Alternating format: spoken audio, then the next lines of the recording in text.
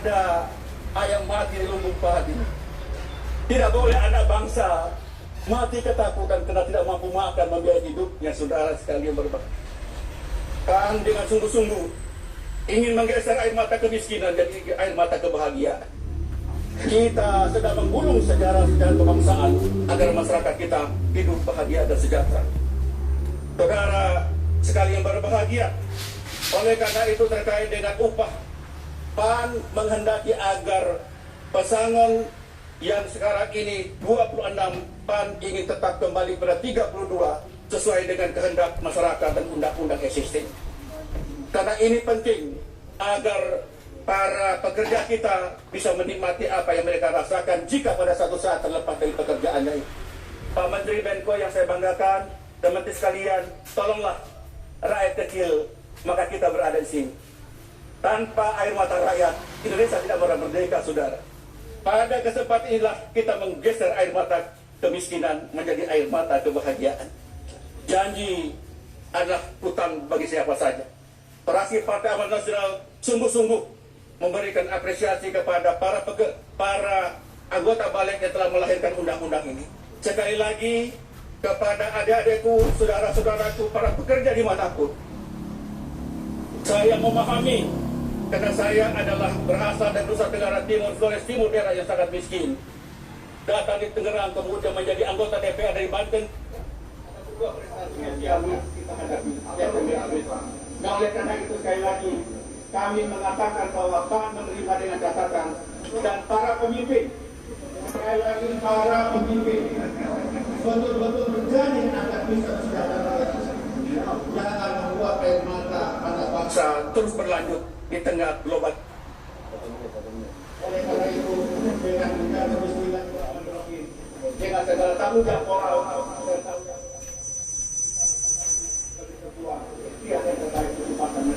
baik, terima kasih.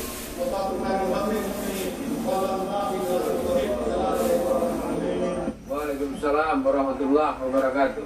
Terima kasih Pak Kiai Ali di fraksi Partai Amanat Nasional.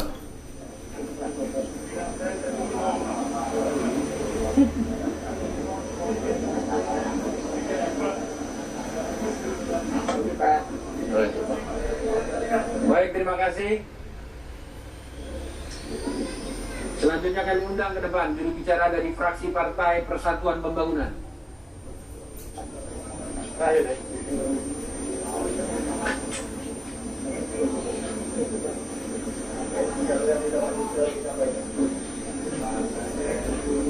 Terima kasih. Silakan Pak Kiai Badowi.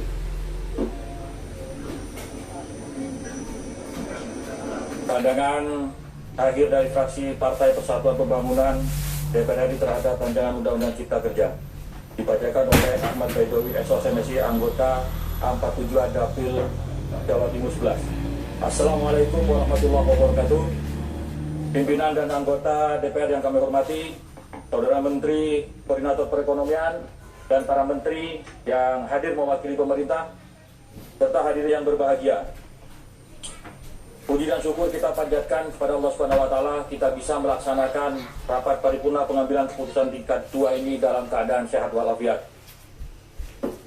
Hadirin yang kami hormati, fraksi Partai Persatuan Pembangunan berharap akan terjadinya perubahan struktur ekonomi yang akan mampu menggerakkan keseluruhan sektor guna mendorong pertumbuhan ekonomi di Indonesia dan menciptakan lapangan kerja dengan hadirnya Undang-Undang Cipta Kerja ini. Harapan untuk menuju kemajuan di masa yang akan datang akan diwujudkan melalui penciptaan lapangan kerja dengan meningkatkan kompetensi serta kapasitas pencari kerja. 2. Peningkatan produktivitas sebagai wujud cerminan efisiensi perekonomian yang berpengaruh kepada peningkatan investasi dan peningkatan pertumbuhan ekonomi. 3. Peningkatan ekonomi yang dimaksud akan mendukung pengembangan usaha ataupun bisnis yang pada akhirnya akan meningkatkan income dan daya beli masyarakat. 4.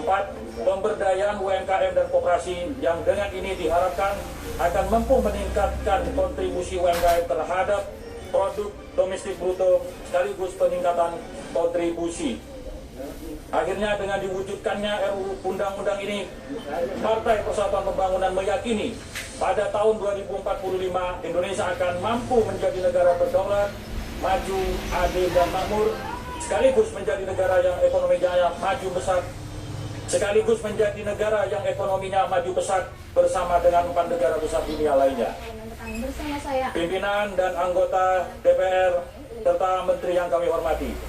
Pada kesempatan ini, fraksi P3 menyampaikan apresiasi kepada Panja DPR bersama pemerintah yang telah mengeluarkan klaster Undang-Undang Pers dari RUU Cipta Kerja sehingga kita tetap memberikan jaminan kebebasan pers di negeri ini. Kedua, kami juga mengapresiasi dikeluarkannya klaster pendidikan dari RUU ini sehingga ancaman pidana kepada tokoh-tokoh agama yang menyelenggarakan pendidikan non formal tidak akan ada lagi. Yang artinya kiai di pondok pesantren, kiai kampung ataupun guru ngaji sebagai satuan pendidikan non formal tetap bisa beraktivitas tanpa takut, tanpa khawatir dengan ancaman pidana. Tentang headline media online. Pembina sidang, anggota DPR, Pak Menteri, dan hadirin yang berbahagia. Undang-Undang Cipta Kerja ini yang paling banyak menyedot perhatian publik adalah klaster ketenaga kerjaan. Bahwa kami dari fraksi P3 terus berusaha untuk menjembatani kepentingan pengusaha maupun kepentingan para tenaga kerja dengan maksud agar bisa meningkatkan daya saing Indonesia di kancah internasional. Maka fraksi P3 mengapresiasi ketika pemerintah mengambil alih tanggung jawab terhadap ancaman kehilangan pekerjaan dari para pekerja dengan meluncurkan yang namanya program jaminan kehilangan pekerjaan. Ini sesuatu yang harus kita apresiasi bersama. Sidang paripurna yang kami hormati, bahwa RUU ini dalam pembahasan di tingkat panjang maupun di tingkat timus sudah diikuti oleh seluruh fraksi yang ada di DPR dengan segala dinamikanya, memberikan persetujuan dalam pembahasan daftar inventarisasi masalah yang itu disiarkan secara langsung dan terbuka. Namun, jika pada akhirnya ada perbedaan sikap dari fraksi-fraksi, itulah indahnya keragaman politik di Indonesia. Berdasarkan uraian dan penjelasan di atas, maka kami fraksi Partai Persatuan Pembangunan seraya mengucapkan Bismillahirrahmanirrahim, menyatakan persetujuannya terhadap RUU Cipta Kerja untuk disahkan menjadi undang-undang dengan segala catatan yang akan kami sampaikan sebagaimana terlampir.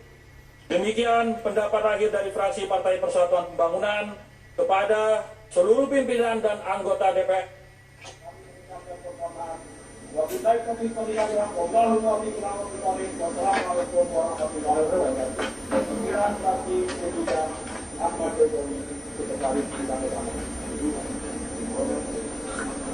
Baik, terima kasih. Juru bicara dari fraksi Partai Persatuan Pembangunan.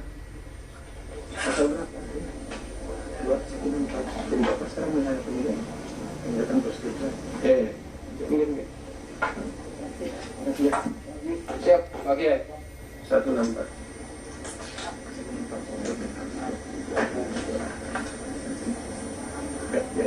Baik, Bapak Ibu sekalian,